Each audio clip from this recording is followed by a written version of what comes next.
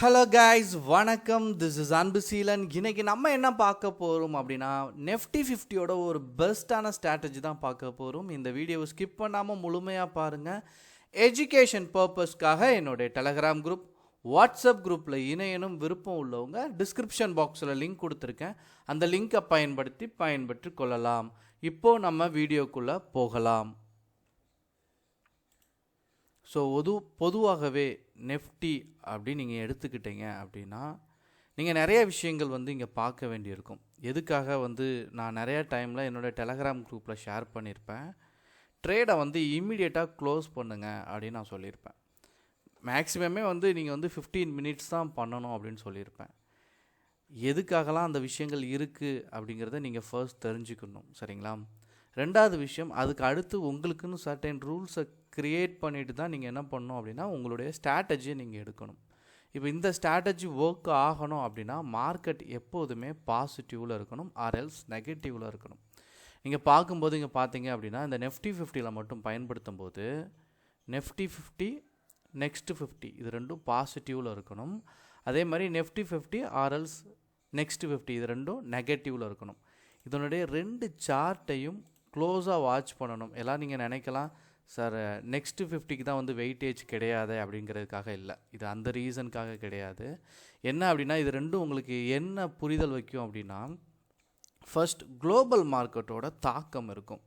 நீங்கள் எப்போவுமே ஒரு ட்ரேட் எடுக்கிறீங்க அப்படின்னா, ஃபர்ஸ்ட் 10 நிமிஷம் என்ன நடக்கும், எஃப்ஐஏ நேற்று வாங்கினவங்க, நேற்று விற்றவங்க, அப்புறம் சந்தையில் நடக்கக்கூடிய விஷயங்கள், அப்புறம் கம்பெனியில் நடக்கக்கூடிய பிரச்சனைகள், ஏதோ ஒரு விஷயத்துக்கு நிறையா டிரான்சாக்ஷன் பண்ணியிருக்கலாம். இதெல்லாம் என்ன நடக்கும், ஃபஸ்ட்டு நீங்கள் பார்த்தீங்க அப்படின்னா மார்னிங் ஒரு தாக்கத்தை ஏற்படுத்தும். அந்த தாக்கத்தில் நிறையா பேர் என்ன பண்ணுவாங்க, ட்ரேட் எடுத்து அது மார்க்கெட் எப்படி மூவ் ஆகும்னு ப்ரிடிக்ட் பண்ணுறதே ரொம்ப கஷ்டம். அதனால தான் மார்னிங் ட்ரேட் எடுக்கவங்க மோஸ்ட்லி ஃபெயிலியர் ஆயிடுவாங்க. உங்களுக்குள்ளேயே நீங்களே கேட்டு பாருங்கள், நிறையா டைமில் மார்னிங்கே ட்ரேட் எடுக்கிறவங்க ஃபெயிலியருக்கான பாசிபிலிட்டிஸ் அதிகம். அதே மாதிரி லாபம் வந்தாலும் ரொம்ப அதிகமாக வரும், நஷ்டம் வந்தாலும் அதுக்கு ஈக்குவலாக இல்லை, அது தாண்டியே வரும், சரிங்களா? அப்போ இதனுடைய ரெண்டு சார்ட்டையும் ஃபஸ்ட்டு எடுத்து பார்க்கணும். நான் 1 டே போட்டிருக்கேன். ஸோ இது நெஃப்டி 50, அடுத்து நான் 1 டே போட்டிருக்கேன். இது என்ன அப்படின்னு பார்த்தீங்க அப்படின்னா நெக்ஸ்ட்டு 50, சரிங்களா? ஆனால் இது ரெண்டுமே என்னவா இருக்குது, இது க்ரீனில் இருக்குது, நெஃப்டி 50 க்ரீனில் இருக்குது. நெக்ஸ்ட்டு 50 என்னவா இருக்குது அப்படின்னா, பையரும் செல்லரும் ஈக்குவலாக இருக்கிறாங்க. இந்த இடத்த நீங்கள் ஒரு லைன், உங்களுக்கு ஹரிசாண்டல் லைன் இருக்குல்ல, இது அதை தான் மீன் பண்ணுது, சரிங்களா? இப்போ நீங்கள் இங்கே பார்த்துட்டீங்க அப்படின்னா, இங்கே ஆனால் மார்க்கெட் நெகட்டிவில் இருக்கும். இதில் என்ன புரிஞ்சுக்கிறோம் அப்படின்னா, மார்க்கெட் அப் அண்ட் டவுனில் இருக்கும், தென் பையரும் செல்லரும் ஈக்குவலாக இருக்காங்க. இந்த இடத்துல என்ன விஷயம் அப்படின்னா, ப்ராப்பராக இன்வெஸ்டர், அதாவது நீங்களாம் ரீட்டைல் ட்ரேடர், பெரிய பெரிய இன்வெஸ்டர் இருக்கும், அவங்களே கொஞ்சம் ட்ரேட் எடுக்க கொஞ்சம் யோசிப்பாங்க. ஏன்னா நீங்கள் போடுற அமௌண்ட் ரொம்ப கம்மி, இன்ஸ்டியூஷன் அவங்க இன்வெஸ்ட் பண்ணுற அமௌண்ட் ரொம்ப அதிகம். அவங்க இன்வெஸ்ட் பண்ணால் மார்க்கெட்டில் பெரிய மூவ்மெண்ட் இருக்கும். இவ்வளோ விஷயம் நான் சொன்னதை ஃபர்ஸ்ட் பாயிண்ட்டாக எடுத்துக்கோங்க. செகண்ட் பாயிண்ட்லேருந்து இப்போ நம்ம ஸ்ட்ராட்டஜிக்குள்ளே போயிடுவோம். இதில் முக்கியமாக நீங்கள் பார்க்கக்கூடியது இந்த வெயிட்டேஜ். இதில் financial service, IT, information technology, இது ரெண்டும் ரொம்ப முக்கியம். சரிங்களா? அதுக்கு அடுத்து ரிலையன்ஸ், ஹெச்டிஎஃப்சி, ஐசிஐசிஐ, சரிங்களா? இந்த மூணும் அதுக்கு அடுத்து முக்கியம். ஏன்னா இதெல்லாம் வெயிட்டேஜில் இடம் பெறக்கூடியது. ஒரு நாள், அதாவது இந்த ட்ரேடு அதிக சமயத்தில் பண்ண முடியாது. ஒரு நாள் ஃபினான்ஷியல் சர்வீஸ், சரிங்களா? ஸோ ஃபினான்ஷியல் சர்வீஸ் இங்கே ரன் ஆகிட்டு இருக்க பக்கத்தில் பார்த்தீங்கன்னா 2.36 இருக்கா பர்சன்டேஜ், அது 1 பாயிண்ட்டுக்கு அபோவாக இருக்கணும், சரிங்களா? அதே மாதிரி ஐடி இருக்கா, இந்த ஐடி செக்டர் இதுவுமே 1% மேலே இருக்கணும். இப்படி இருக்கும்போது, சரிங்களா, இப்படி இருந்துச்சு அப்படின்னா வெயிட்டேஜ் ஸ்ட்ராங்காக இருக்குது அப்படின்னு அர்த்தம். ஏன்னா நெஃப்டி மூவ் ஆகுது, அதாவது இந்த நெஃப்டிக்கு பின்னாடி இருக்கக்கூடிய சீக்ரெட் என்ன அப்படின்னா, இது மூவ் ஆகுது அப்படின்னா இந்த வெயிட்டேஜோட சப்போர்ட்டை வச்சு தான் இது மூவ் ஆகுதுங்கிறத நீங்கள் புரிஞ்சுக்கணும். அப்போ இது ரெண்டும் 1% இருக்குது அப்படின்னா நெஃப்டி ஸ்ட்ராங்காக இருக்குது அப்படின்னு அர்த்தம், சரிங்களா? அப்புறம் ரிலையன்ஸ், ஹெச்டிஎஃப்சி, ஐசிஐசிஐ இதுவும் பாசிட்டிவில் இருக்கா அப்படிங்கிறத லைட்டாக செக் பண்ணிக்கணும், சரிங்களா? சப்போஸ் ஒரு எக்ஸாம்பிளுக்கு ஒரே ஒரு சார்ட்டை வியூ பண்ணி காட்டுறேன். ஸோ ஹெச்டிஎஃப்சி பேங்க் வந்த உடனே இது என்ன ட்ரெண்டில் இருக்குது அப்படிங்கிறத லைட்டாக சர்ச் பண்ணிவிட்டு இது என்ன பண்ணுங்கள் அப்படின்னா 3 ஹவர்ஸ் கேண்டில் போட்டுருங்க, சரிங்களா? இப்போது எக்ஸாம்பிளுக்கு ஒரு சார்ட் சொல்கிறேன். 3ஐயும் பார்த்து வச்சுட்டு இந்த 3மே எப்படி இருக்கணும் அப்படின்னு சொல்கிறேன். அதாவது நம்மளுடைய ட்ரேடே 3 ஹவர்ஸ்க்கு அப்புறமா தான் நம்ம எடுக்க போகிறோம். சரிங்களா? ஏன்னா 3 ஹவர்ஸ் கேண்டில் ரொம்ப முக்கியம். அப்போது நீங்கள் என்ன பண்ணணும், ஃபினான்ஷியல் சர்வீஸ், சரிங்களா, ஃபினான்ஷியல் சர்வீஸ், ஐடி, இது ரெண்டும் 1% மேலே இருக்கணும். சரிங்களா? அப்புறம் ஸ்டாக்கில் சொன்னல ஹெச்டிஎஃப்சி, ஐசிஐசிஐ, ரிலையன்ஸ், இதெல்லாம் 3 ஹவர்ஸ் கேண்டில் க்ரீனாக இருக்கணும். இது எல்லாமே இந்த 3 கேண்டிலும் க்ரீனாக இருக்கணும், பாசிட்டிவில் ரன் ஆகிட்டு இருக்கணும். தட் மீன்ஸ் இது வந்து பாசிட்டிவில் ரன் ஆகிட்டுருக்குன்னு அர்த்தம். அப்புறம் இது ரெண்டும் 1%க்கு மேலே இருக்கணும். இப்படி இருந்துச்சு அப்படின்னா நீங்கள் டைரெக்டாக வந்து இந்த நிஃப்டி 50ல் நீங்கள் எப்போ செக் பண்ணாலும் இது தொடர்ச்சியாக ப்ராஃபிட் கொடுக்கும். சரிங்களா? 3 ஹவர்ஸ் கேண்டில் போட்டுருங்க. ஸோ இந்த 3 ஹவர்ஸ், ஏன்னா ஒரு நாளைக்கு 3 கேண்டில் தான் வரும். ஸோ இதுவும் க்ரீனாக இருந்த ஒரு பிரேக் அவுட் நினச்சின்னா இங்கே 3 ஹவர்ஸ் கேண்டில் நல்லா ப்ராஃபிட் வந்துகிட்டே இருக்கும். இப்போ நீங்கள் 3 ஹவர்ஸ் கேண்டில் நார்மலாக செக் பண்ணாலே பாருங்களேன், இது அடுத்த 3 ஹவர்ஸ் இந்த கேண்டில் மேலேயும் பிரேக் பண்ணல, கீழேயும் பிரேக் பண்ணல.